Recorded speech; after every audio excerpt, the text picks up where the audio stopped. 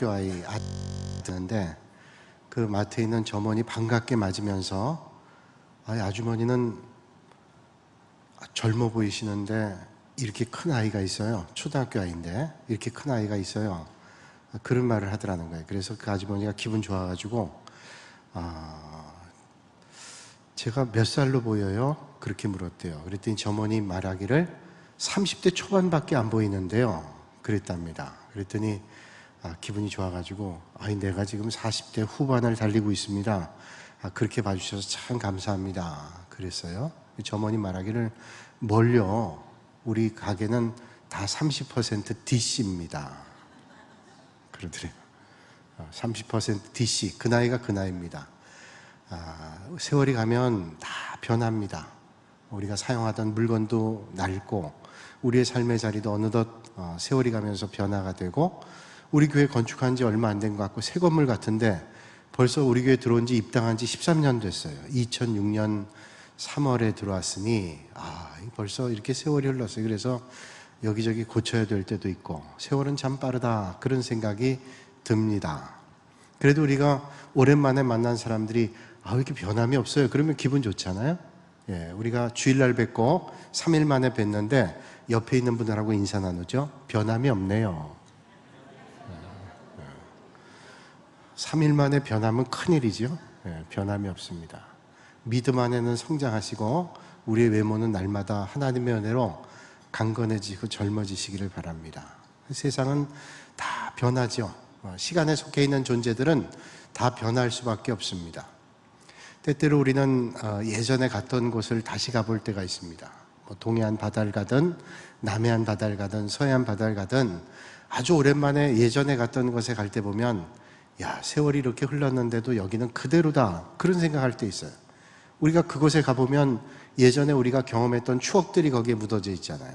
옛날에 우리 아이들이 조그만 때 여기 왔었는데 여기 바다는 그대로고 또 여기 사는 그대로다. 우리만 변했구나. 그러나 거기엔 추억이 묻어져 있는 거죠. 그런 산천을 보면서 참 변하지 않는 산천이지만 우리의 세월은 우리 인생은 이렇게 변하고 있구나 하는 것을 생각해 보게 돼요. 그러나 이 세상에 있는 산천 초목도 다 변하게 됩니다. 이탈리아라든지 로마 같은 경우, 그 다음에 이스라엘 또 그리스 같은 경우에 가면 성지순례에 가면 도시들이 등장하게 되는데 특별히 폼페이 같은 경우는 그 유세비아 화산이 폭발하면서 폼페이라고 하는 도시가 묻혔어요. 그게 오랜 세월이 지난 다음에 발견이 됩니다. 그게 큰 도시였는데 어떻게 오랜 세월이 지난 다음에 발견됐는가? 지진이 일어나고 침식작용, 풍화작용으로 그 도시가 침식되고 그 위에 또 도시가 생기고 또 그 지진으로 무너지고 또 도시가 생기고 그래서 예전 흔적들을 찾아보지 못했는데 어느 날 땅을 파다가 또는 도시를 재개발하다가 발견하게 되는 거죠. 그래서 지금도 이탈리아 로마라든지 또는 이스라엘 예루살렘 같은 데 가면 계속 공사 중에 있습니다. 그 공사가 이제 예전에 그 유물들을 발견해내고 또 유적지들을 발견하게 되는 거죠. 그러면 모든 공사가 올스톱 된다 그래요. 그래서 예전의 것들을 발굴해내는 거죠. 그러니까 자연이 변하지 않는 것 같아도 조금씩 변해서 어느덧 변화가 되죠. 어떤 산은 매년 1m씩 줄어든다 그럽니다. 1m씩. 그러니 이제 세월이 가면 점점 낮아지게 되겠죠. 그러니까 우리가 모르는 사이에 세상은 변하게 돼요. 사람은 더 빨리 변하죠. 근데 세상이 다 변해도 변하지 않는 존재가 있습니다. 바로 하나님이시라는 거예요. 그래서 오늘 말씀의 제목은 뭐냐? 천지는 없어질지언정 이란 제목이에요. 천지는 없어질지언정 하나님의 말씀은 변하지 않는다. 특별히 오늘 본문 35절 말씀입니다. 이 말씀 가지고 하나님은 불변하시는 분이다 하는 것을 우리가 함께 생각하고 은혜를 나누고자 합니다. 하나님은 변하지 않는다는 거예요. 사람은 변하긴 하지만 세상은 변하기도 하지만 하나님은 절대로 변하지 않는다는 거예요. 이게 얼마나 우리에게 힘이 되는지 몰라요? 우리는 좋을 때는 가까이 했다가 싫을 때는 멀리 할 경우도 있고 좋을 때는 정말로 좋게 얘기하다가도 좀 마음 상하면 나쁘게 얘기도 하는 게 사람이잖아요. 그런데 하나님은 우리가 연약하고 부족할 때에도 변함이 없어요. 그저 그 자리에서 늘 우리를 사랑하시고 은혜 가운데 이끌어 주신다는 게 얼마나 복된 일인지 모릅니다. 인간은 태어난다라고 하는 것 자체가 시간적 존재라는 겁니다. 역사적 존재. 우리는 이 세상에 언젠간 태어났어요. 태어난 다음에 세월이 점점 흘러가게 되는 것입니다. 그래서 우리는 시간에 속해 있는 존재예요. 우리가 언제 태어났든지 세월이 가면서 우리는 늙어지게 되어 있습니다. 역사 안에 우리는 늙어지는 존재예요. 언젠가 우리는 하나님 부르시면 다 가게 될 겁니다. 이 자리에도 예배드리는 많은 어르신들이 예전에는 이 자리를 지켰던 분들이 벌써 안 보이는 분들이 꽤 많으세요. 그런 거 보면 우리도 언젠가는 하나님 앞에 다 갈 존재고 그런 존재라는 것을 생각해 보게 돼요. 이 땅에 살 때는 영원토록 살 것 같은 착각을 하지만 언젠간 주님이 부르실 때 우리는 다 가야 될 존재다라고 하는 생각을 해보게 됩니다. 시간 안에 있는 존재는 다 변합니다. 역사 안에 있는 존재는 다 변합니다. 금방 나이를 이렇게 먹고 옛날 내가 젊었었던 것 같은데 나이를 먹죠. 제가 서울에서 목회할 때 그 집사님 한 분 이제 교회 체육대회가 있었는데 달리기 계주 시합이 있었어요. 그래서 계주 시합을 하는데 집사님 한 분이 아주 옛날에 달리기를 잘하셨다 그래요. 그래서 자기 잘 뛴다고 그렇게 본인이 잘 뛴다고 얘기할 정도면 얼마나 잘 뛰겠어요. 그래서 상대편에서는 젊은 사람들이 나오는데 이분은 그 당시에 50대 중반이었는데 자기가 잘 뛴다고 나가시겠다는 그걸 또 말릴 수도 없잖아요. 그래서 나가시라고 나가가지고 뛰시는데 뛰시긴 잘 뛰세요. 그런데 마음이 훨씬 빨리 뛰어요. 그러니까 마음은 저기 가는데 몸이 못 따라가니까 어떻게 돼요? 거의 10중 8구 넘어집니다. 집사님이 넘어졌어요. 넘어져가지고 얼굴이 뻘개가지고 들어오셨어요. 그래서 별로 안 다치셨냐 그랬더니 안 다쳤대요. 안 다치긴 왜 안 다쳤겠어요? 얼마나 세게 넘어졌는데. 창피해가지고 얘기는 못 하시는데 빨리 가서 좀 치료를 받으시라고 그랬는데 그 집사님이 그런 말씀 하시는 거예요. 내가 옛날에 잘 뛰었는데 이게 지금 세월이라는 게 무시를 못 하겠다고. 그렇죠. 마음은 옛날 마음입니다. 청춘 때예요. 그래서 빨리 뛰고 싶은데 몸은 안 따라가는 거죠. 마음은 벌써 가 있어요. 마음은 선수란 말이에요. 이게 조심해야 됩니다. 나이가 들면 조심해야 돼요. 마음은 젊은데 조심해야 되는 거죠. 얼마 전에 저희 아버지가 스케이트를 타시는 사진을 카톡방에 올라온 걸 봤어요. 그래서 깜짝 놀랐어요. 아니 아버지가 지금 연세가 얼마나 되는데 스케이트를 타셨어요. 뭐 연세가 얼마나 돼요? 88밖에 안 됐는데. 그래서 아니 88 이 고사하고 이름만 넘어도 스케이트 탄다는 거 그게 안 넘어지시냐니까 2번 넘어지셨대요. 이거 큰일 날 뻔하셨다고. 제가 알기로는 저는 목회를 하면서 여러 어르신들 뵀는데 연세가 드시면 마음은 젊어도 이게 넘어지는 게 위험한 겁니다. 왜냐하면 넘어지면 우리가 젊을 때 뼈하고 연세 드신 분들의 뼈가 틀리잖아요. 거의 골다공 가능하기 때문에 넘어지면 뼈가 다 으스러져 버리면 이게 붙기가 힘들어요. 그래서 이게 조심하셔야 됩니다. 그러니까 연세 드신 분들 눈 오는 날, 미끄러운 날을 나가지 말라는 게 무시하는 게 아니라 정말로 위에서 조심하시라고. 그래서 아니 그 어떻게 그렇게 스케이트 타셨나? 내가 옛날에 저 중강진에서 압록강 건너서 스케이트를 많이 타고 제가 그거 알아요. 근데 그 옛날 생각이라는 거죠. 옛날 생각. 그게 참 대단하시다. 그런 생각했는데 우리가 마음하고 몸은 다른 겁니다. 마음하고 몸은 달라. 그 뭐냐? 세월이 가면 우리는 점점 늙어지게 되고 우리는 어쩔 수 없이 변화돼요. 옛날에는 팽팽했던 피부들이 뭐 로션, 스킨 하나도 안 발라도 좋았던 것이 이제는 뭐 발라도 그 별로 그렇게 표가 안 날 정도로 그렇게 우리가 나이가 들면 달릴 수밖에 없다는 거죠. 뭐 우리 생물뿐 아니죠. 문화도 바뀌게 되고 문명도 바뀌게 되고 정신도 바뀌게 됩니다. 옛날 정신, 문명, 문화 다 바뀌어지게 되는 거예요. 뭐 그것만 바뀌나요? 우리 주변에 세월이 가면서 바뀌는 것들이 얼마나 많은지 몰라요. 입맛도 바뀝니다. 옛날에 좋아했던 거 지금 좋아하는 거 있지만 옛날에 안 좋아했던 것도 좋아하는 것이 생기게 돼요. 참 저는 요즘에 한 근 몇 년 동안에 아주 신기하게 느끼는 게 있는데 제 개인적인 건데 한번 말씀드릴게요. 제가 떡국을 잘 안 먹습니다. 떡국을 왜 안 먹는가를 잘 몰랐어요. 떡국을 잘 안 먹었는데 그래서 새해가 되면 떡국 우리 교회 와서도 한 10여 년 동안 떡국 주는 거, 주일날, 신년에 주는 거 사실은 잘 못 먹었어요. 떡국을 왜 안 먹는가? 먼저 교회에 있을 때 그 목사님도 떡국을 잘 안 드셔서 목사님한테 물어봤어요. 목사님 왜 떡국을 안 드세요? 그랬더니 떡국에 그 쫀득쫀득한 게 싫대요. 아, 그래서 그 목사님 말씀 듣고 제가 나도 그렇구나. 그 쫀득쫀득한 게 이게 먹는 식감이 나는 별로 안 좋다. 그때 이제 다시 제가 그 목사님 말씀 듣고 제 상황도 발견했어요. 떡국이라든지 칼국수, 수제비 이런 거는 끼니를 때우는 음식이라고 생각을 안 했어요. 그래서 떡국이라면 조금 떡을 한 4-5개 넣고 밥을 주시면 밥을 말아 먹죠. 이랬단 말이에요. 지난 얘기라 말씀드리는 겁니다.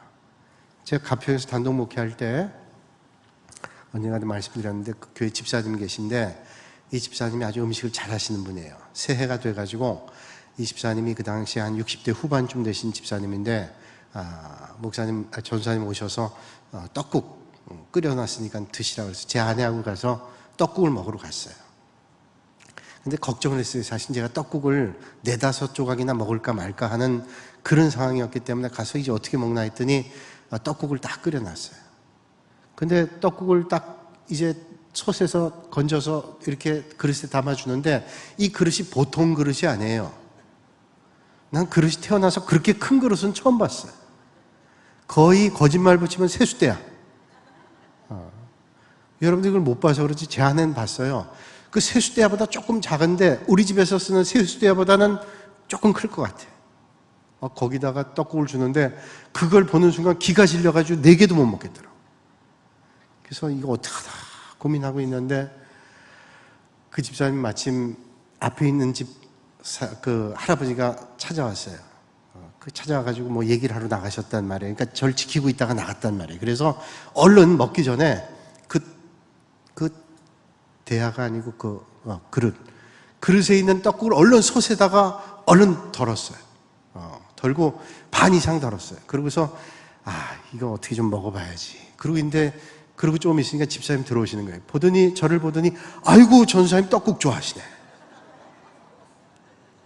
그러면서 솥에서 다시 주걱으로 난 되로 주고 말로 받았어요. 거기다가 그냥 퍼주는데 이렇게 좋아하시는데 아이고 그러면서 그냥 그 주걱을 갖다 넣어주는데 그날 그 떡국 먹느라고 아주 애를 먹었어요. 근데 떡국 생각하면 그 생각이 나요. 그런데 입맛이 변한다 그랬죠? 몇 년 전부터는 떡국이 맛있어요. 난 떡국은 돈 내고 사 먹는 건지 몰랐어요. 근데 이젠 떡국 먹고 싶더라고요. 떡국도 사 먹는다고요? 예전에는 떡국 주면 만두국을 해서 만두를 주고 떡은 4-5개만.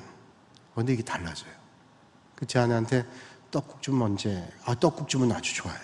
그래서 새해도 떡국 주면 제가 얼마나 좋은지 몰라요. 바뀌었어요. 몇 년 새 한 3-4년 된 것 같아요. 이게 바뀌어요. 칼국수. 나는 칼국수는 안 먹었는데 칼국수가 수제비 저도 안 먹었는데 이게 그래서 저는 제 자신을 보면서 참 신기해요. 이렇게 사람이 바뀔 수도 있구나. 입맛도 사람이 다 변합니다. 변해요. 나이 들어서 늙는 것도 변하지만 입맛도 변하기도 하고 사람들이 변해요. 세월은 변하면서 변하게 되는 거죠. 자, 인간은 변하기 때문에 또 어떤 사람들은 그래서 안 되는데도 불구하고 사람이 필요에 따라서 말을 바꾸기도 합니다. 이런 말 했다, 저런 말 했다 하기도 하고 마음을 바꾸기도 합니다. 그래서 우리는 상처를 받기도 하죠. 그래서 우리가 하는 말 가운데 사람의 마음이 조석변이라고 아침 다르고 저녁 다르고 별로 좋은 건 아닙니다. 그런데 그렇게 변할 수 있다는 거예요. 사람이 연약하고 부족하기 때문에 어떤 때는 그렇게 변할 수 있죠. 그러니 어떤 분들은 그런 말 하잖아요. 사람은 그저 사랑해줘야 될 존재지 우리가 의지할 분은 오직 하나님 한 분이지 않냐. 그 말을 전적으로 동의할 수 없고 마음이 아픈 얘기지만 그래요. 생각해보면 우리의 사람이 연약하고 부족하기 때문에 그래 어쩔 수 없이 그렇겠지 라고 생각하면서 우리는 사람을 이해하고 사랑해줘야 될 존재다라는 생각을 해보게 됩니다. 그렇다면 우리 하나님은 그런 분이 아니라는 거예요. 세상은 변하고 사람의 말은 바뀌고 환경도 바뀌고 우리의 모습은 바뀐다 할지라도 하나님은 영원부터 영원까지 변하지 않는다는 거예요. 그게 우리에게 얼마나 큰 위로가 되고 힘이 되고 격려가 되는지 몰라요. 하나님께서 오늘 그런 하나님께서 저와 여러분들을 인도하시고 오늘도 하나님의 사랑 가운데 우리를 이끌어 주시는 줄로 믿습니다. 그럼에도 불구하고 우리 믿음의 성도들은 적어도 하나님을 믿으니까 신실성이 있어야 되잖아요. 적어도 믿지 않는 사람보다는. 그래서 신실하게 주님을 바라봐야 되는데, 그럴 때 우리가 믿는 사람들의 모습을 통해서 믿지 않는 사람들이 적어도 예수 믿는 사람들을 보니까 믿음의 길을 가야 되겠다라는 결단도 있게 되지 않겠어요? 그럼에도 불구하고 우리 인간이 연약하기 때문에 아무리 강한 장수도 영원한 장수가 없어요. 그렇게 우리는 연약한 존재입니다. 제가 어릴 때 레슬링 참 재밌어했어요. 레슬링 보면 레슬링 손 다 짜고 하는 것 같지만 그래도 재밌잖아요. 옛날에 레슬링 하면 떠오르는 선수가 있어요. 누가 떠오르죠? 대답 안 하시는 거는 내가 이걸 얘기했다가는 나를 쉰세대로 볼 것이고 모른 척하면 신세대로 볼 것이다. 옛날에 레슬링 하면 김일 선수가 생각났어요. 김일 선수는 막 핀치에 몰리고 있다가 어느 순간에 나와가지고 박치기를 해가지고 상대방을 다 넘어뜨리잖아요. 그 사람처럼 강한 사람이 어디 있는지 몰라요. 아니, 그 사람이 무슨 머리카락이라도 있어요? 없는데 그 맨머리를 가지고 봤는데 그게 더 세긴 세겠네요. 맨머리로 받으니까 사람들이 다 넘어지는 거예요. 그래서 사람들이 역전하니까 막 박수를 치고 막 얼마나 환호했어요. 어릴 때 그냥 그런 기억들이 있어요. 그런데 그렇게 강해 보였던 사람도 그분이 하도 젊은 시절 박치기를 해가지고 이 뇌병이 생겨가지고 20여 년 동안 앓았어요. 그 박치기를 해가지고. 그래서 그 때문에 세상 떠났잖아요. 여러분, 그 가라데라고 하는 그 무술의 달인, 세계적인 달인인 최영희라고 하는 우리나라 선수가 있어요.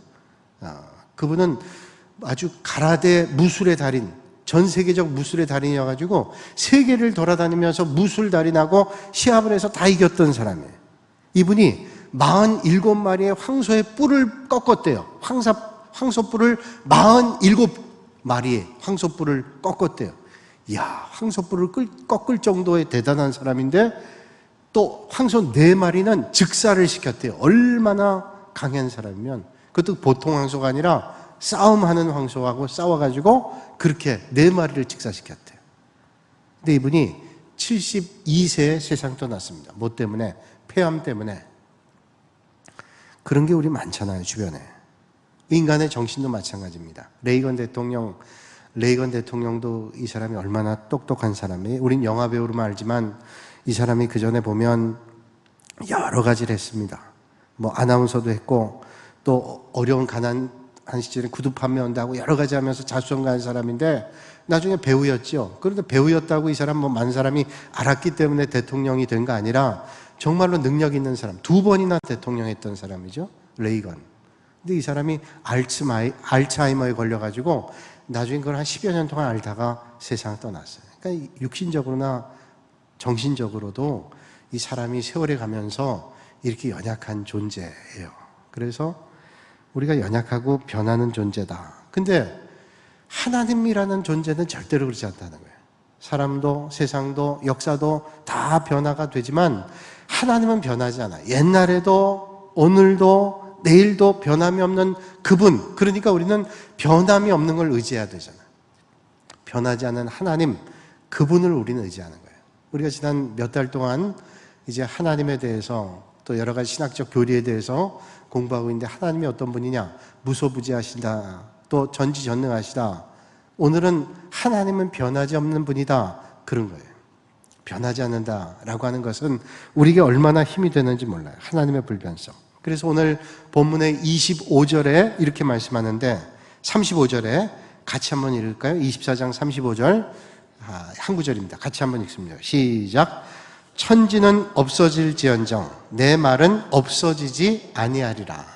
변함이 없는 하나님은 천지는 다 없어질 수 있대요. 근데 하나님의 말씀은 없어지지 않는데요. 그러니까 여러분, 우리는 흔들리는 세상 의지하지 않고 흔들리는 거 바라보지 않고 변함이 없는 하나님의 말씀을 의지한다는 게 얼마나 중요한 일인지 몰라요. 여러분, 세상이 변하고 사람이 변하고 환경이 변하고 여건이 변한다 할지라도 천지가 바뀌고 변해도 변하지 않은 하나님의 말씀 의지하실 수 있는 여러분들이 되시기를 주님의 이름으로 축복합니다. 이 불변성을 얘기할 때, 하나님 불변성을 얘기할 때 하나님은 약속을 어기지 않는다, 그런 정도의 차원이 아닙니다. 하나님은 약속을 변하지 않죠. 사람은 싹 잊어버려도 하나님은 잊어버리지 않습니다. 우리가 그런 얘기하죠. 나는 싹 잊어버렸는데 하나님이 잊지 않는다는 거예요. 내가 하나님 앞에 어떤 소원을 했을 때 나는 잊어버릴 때가 있어요. 그런데 하나님은 잊지 않고 계시다가 그걸 다 기억하시는 거예요. 그런 놀라운 일들이 때때로 우리는 경험되고 체험되잖아요. 근데 하나님은 그렇게 약속을 얼마나 잘 지키는 변하지 않는 분인가, 그런 차원 정도가 아니라 하나님은 근본적으로 성품과 의지가 변함이 없는 거예요. 하나님은 변하지 않는 그런 분이라는 거예요. 사람은 약속 지키고 싶어도 못 지킬 때가 얼마나 많은지 모릅니다. 그리고 본능적으로 어떤 때는 내가 이러면 안 되는데, 그런데도 순간적으로 그렇게 말을 내뱉을 때가 있어요. 내가 이런 말 하면 안 됐는데 했는데 자기도 모르는 사이에 그럴 때가 있다. 자기가 통제하지 못하는 그런 순간이 있어요. 실수할 때가 있죠. 사람은 연약하기 때문에 그래요. 근데 하나님은 실수도 안 하신대요. 잠도 안 주무신대요. 졸지도 않으신대요. 하나님은 그리고 변함이 없이 그렇게 우리를 인도하신다는 거예요.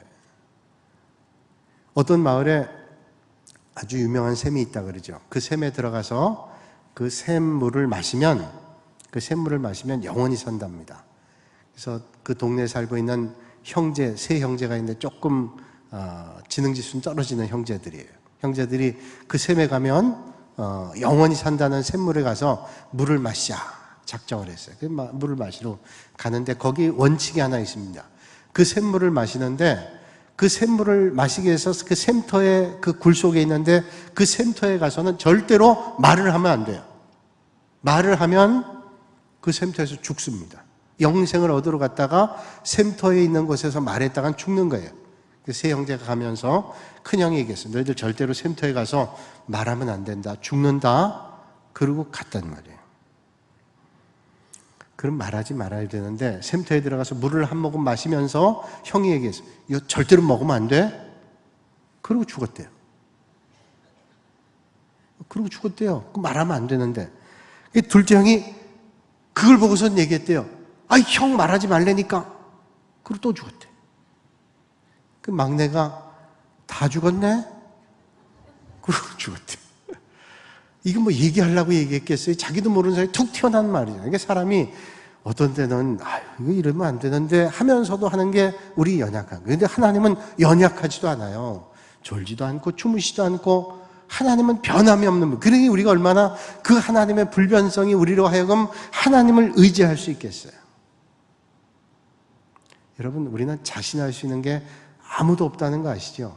내가 절대로 얘기해도 그 절대가 절대 아닐 수도 있어요. 그러니 참 우리는 변하는 걸 의지하지 않고 하나님을 의지하는 그런 믿음, 우리가 흔들리는 거 바라보고 살지 않고 흔들리지 않는 하나님을 의지하고 살아간다는 게 얼마나 중요한 일인지 몰라요. 오늘 이 밤에 흔들리지 않는 하나님을 의지하고 살아가시는 여러분들이 되시기를 바랍니다.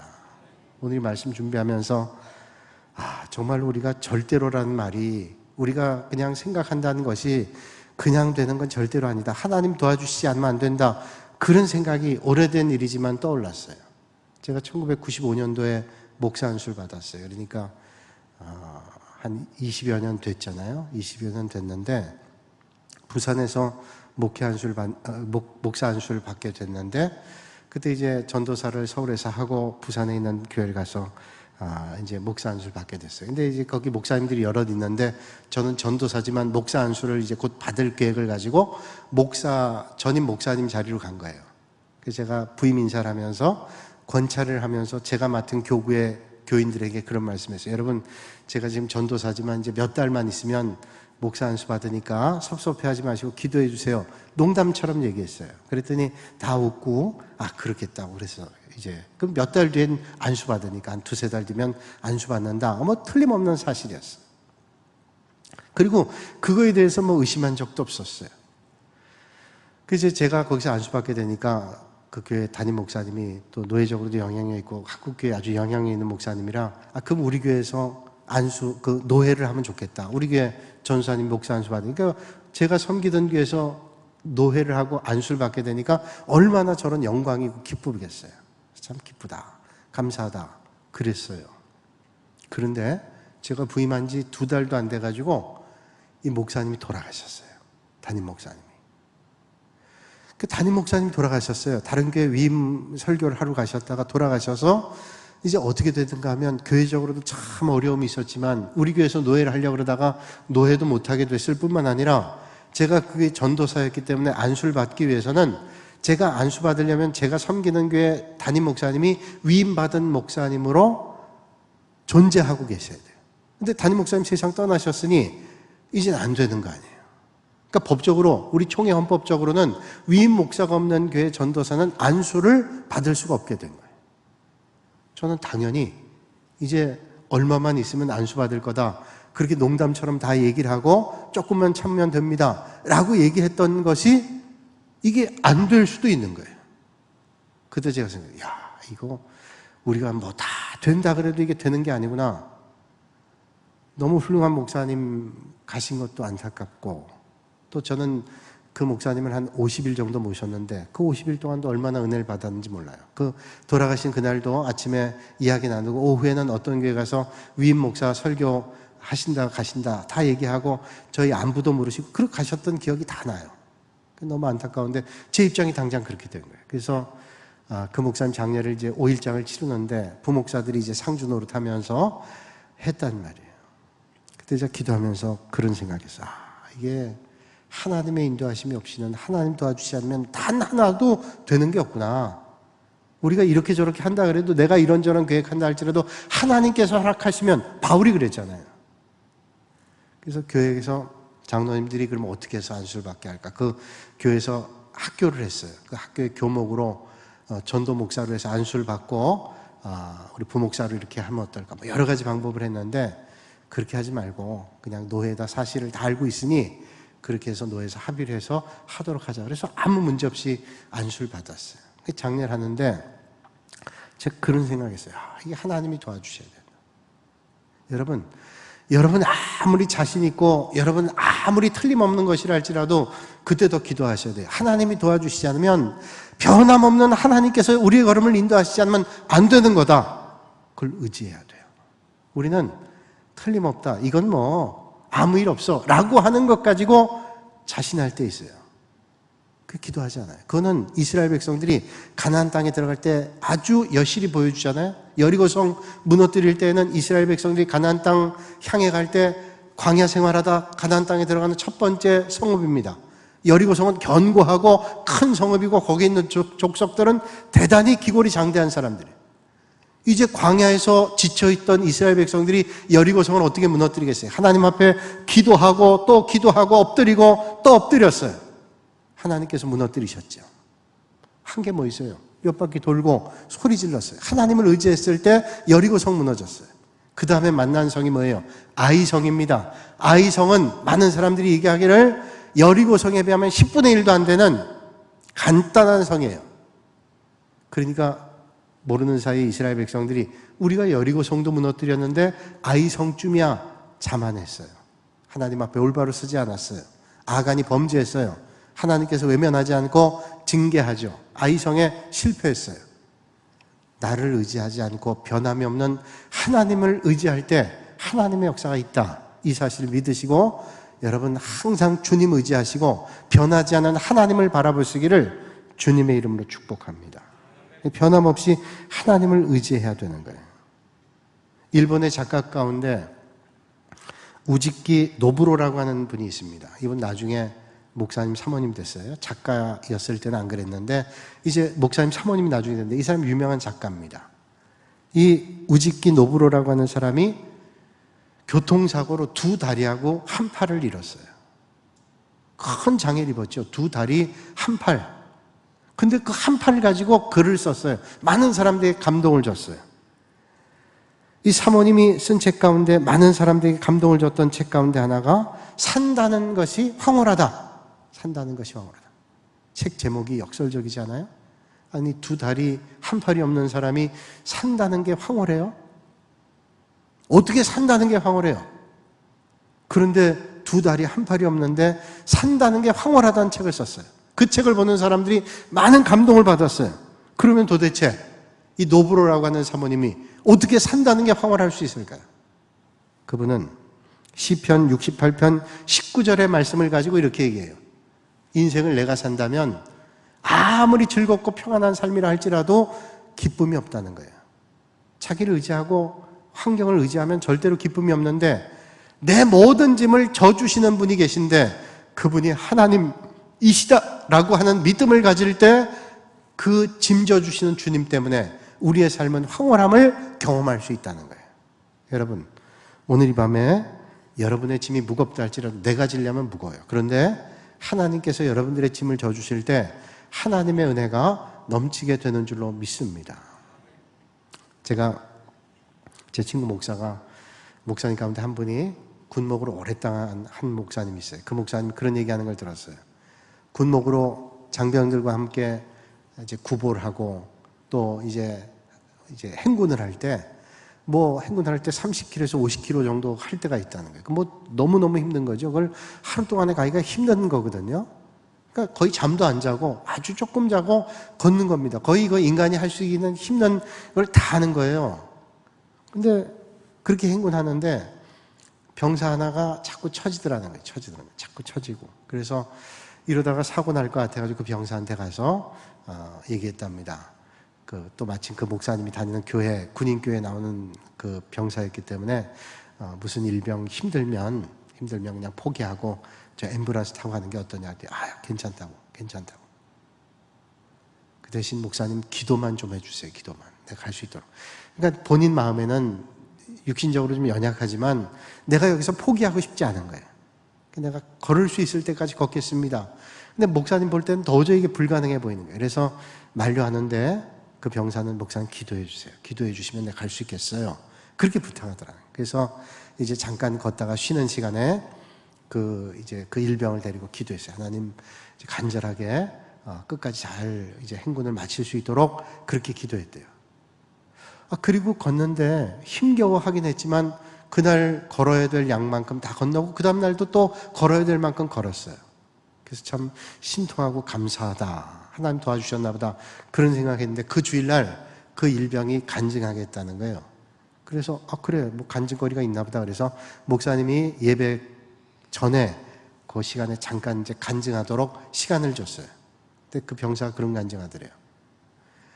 그날 제가 가는데 제 육신으로는 도저히 불가능했대. 근데 내가 교회 다니고 내가 다 알고 있는데 여기서 무너지는 건 너무 내 자존심도 그렇고 사람들한테 좀 내가 부끄럽기도 하고 그래서 하나님 앞에 도움 구했습니다. 목사님이 또 그런 말씀하시니 목사님한테도 기도 부탁했다는 거예요. 근데 그러고 나서 어떤 마음에 확신이 오는가 하면 난 걷게 될 거야. 하나님 도와주실 거야. 그런 마음이 자꾸 들더래요. 근데 이상하게 걷는데 몸이 이상하게 자꾸 수월하게 이렇게 좀 붕붕 뜨는 것 같더라는 거예요. 그래서 뒤에서 누가 자기 메고 있는 그 배낭이죠. 말하자면 우리가 얘기한 배낭. 이 배낭을 누가 이렇게 자꾸 들어주는 것 같더라는 거예요. 그래서 자꾸 목사님이 와서 들어주나 이렇게 보면 없고 사람이 없고. 또 가다 보면 자꾸 이렇게 이 배낭을 여러분 가는 사람 이렇게 들어주면 쉬워요? 어려워요? 내려가는 사람이 이러면 죽어요. 근데 올라가는 사람이 이러면 얼마나 수월해요. 그래서 그런 경험을 하면서 자기가 그 행군을 다 마쳤다는 거예요. 그러면서 그 간증하더라는 거예요. 저는 이게 제 기분은 아니라고 생각해요. 하나님께서 도와줬다고 생각해요. 여러분, 오늘도 그 변함없는 하나님께서 여러분의 삶의 자리가 어떻다 할지라도 하나님께서 여러분들의 짐을 맡아주시면 하나님께서 우리의 걸음을 복된 길로 인도해 주시는 줄로 믿습니다. 우리는 허물도 있고 연약하고 부족해요. 사람들은 상황에 따라서 비난하기도 하고 조롱하기도 하고 또 버리기도 해요. 외면하기도 하고 뒤돌기도 하고 사람은 얼마든지 그럴 수 있어요. 그러나 하나님은 그러지 않는다는 거예요. 얼마나 우리 위로가 되고 힘이 돼요? 사람들이 볼 때 내가 보잘것없고 연약하다 할지라도 하나님은 버리지 않은 거예요. 어릴 때 이소부화를 봤는데 그 이소부화 가운데 그런 글이 있어요. 어떤 사람이 그 항아리, 물 기른 그 항아리를 쓰는데 항아리가 하나는 오래돼가지고 왼쪽에 있는 항아리는 금이 간 거예요. 그래서 오른쪽 항아리 새 건데 그 왼쪽 건 버리긴 좀 아깝고 그래서 쓰는데 오른쪽 항아리는 물이 가득 담기고 왼쪽 항아리도 물을 가득 담기긴 하지만 이제 가다 보면 물이 그 금간대로 다 새가지고 금간만큼은 빠져 있는 겁니다. 매번 그렇게 하는 거예요. 그러니까 물 지고 가기도 힘들죠. 오른쪽은 꽉 차는데 왼쪽은 점점 빠져버리니까 힘들어요. 그래서 항아리가 그랬답니다. 이거 애들 동화에 나온 얘기니까. 그 항아리가 그랬대요. 주인님, 이제 나를 버리세요. 이제 쓸 만큼 쓰셨으니 나를 버리세요. 그랬답니다. 그랬더니 주인이 얘기하더래요. 난 널 절대로 못 버린다. 왜? 아까워서 안 버리세요? 아니, 네가 얼마나 중요한데? 지금 뭘 중요해요? 저 오른쪽 항아리는 저렇게 가득가득 물을 실어서 나르는데 저는 반도 안 되잖아요. 다 금가가지고 날 버리세요. 너무 미안해서. 그랬더니 그 항아리 주인이 얘기하더래요. 야, 넌 그런지 모르지만 네가 다녀온 뒤를 봐라. 뒤를 봤더니요, 그 항아리가 지난 곳에는 꽃이 펴 있더래요. 왜요? 그 항아리 깨진 곳에 물이 흘러가지고 꽃이 핀 거예요. 여러분, 우리의 연약함과 부족함에도 하나님께서 꽃을 피우게 하시는 거예요. 우리의 연약함에도 하나님께서 우리를 들어 쓰시면 하나님의 역사가 일어나게 되는 줄로 믿습니다. 사람은 변해요. 넌 쓸모없어. 사람의 눈으로는 쓸모없어, 형편없어, 이럴 수 있지만 그건 어리석은 거죠. 하나님께서 우리를 들어 쓰실 때, 변함없는 하나님께서 우리를 사용하실 때 오늘도 하나님 나라의 정금 같은 그런 하나님의 역사를 이루는 여러분들이 되어질 줄로 믿습니다. 그 변함없는 하나님이 오늘도 인도하시는 거예요. 그 주님 의지하시고 오늘도 믿음의 길 걸으시는 여러분들이 되시기를 주님의 이름으로 축복합니다.